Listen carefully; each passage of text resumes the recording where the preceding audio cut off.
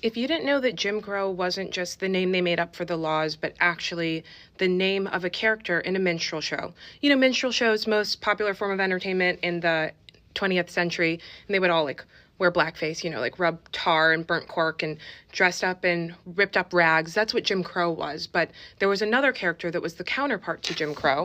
He was called Zip Coon.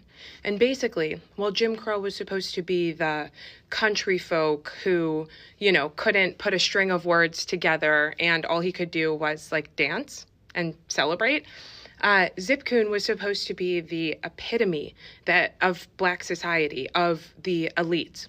And so he would wear these really nice, fancy clothes and make these long speeches, but they'd all be malapropisms. Malapropism is like, you meant to say bon appetit, but you said bon apple teeth, and you don't understand that you said it wrong, and so you don't understand why everybody is laughing at you. Right? And so that's how they construct this character, that he is so lacking of communication skills that he purely speaks in gibberish and believes everyone can understand it.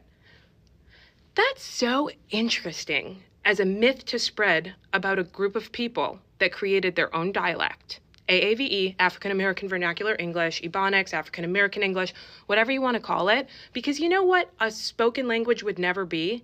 An acronym. Right? It would never break down into like individualized letters that represent the words because it could not be written. They would not let the enslaved people read and write.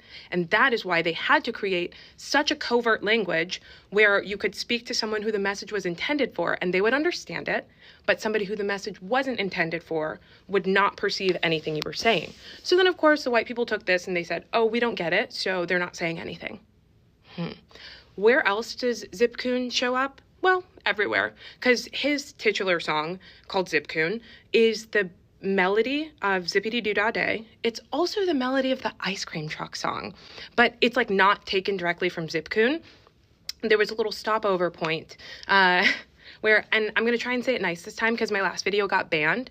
The song, the ice cream truck song, is just the melody to Love a Watermelon, Ha, Ha, Ha. Swear.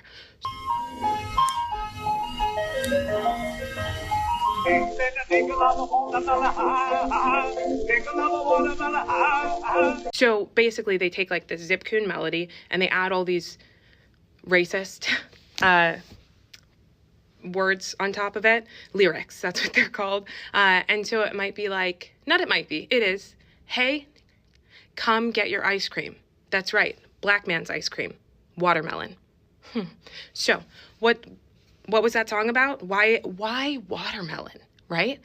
Where did it start that they think black people love watermelon so